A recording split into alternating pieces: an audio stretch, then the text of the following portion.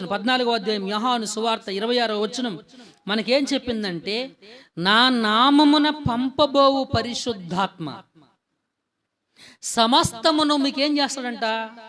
బోధించి. ఏం చేస్తాడైనా? బోధిస్తాడైన. He will teach us.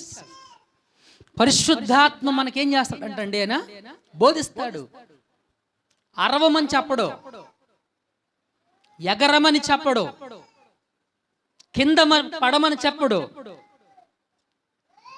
External powers ఏమి రావు, ఎక్స్టర్నల్ క్యారెక్టర్ మనకు వస్తుంది. అర్థమవుతుందండి?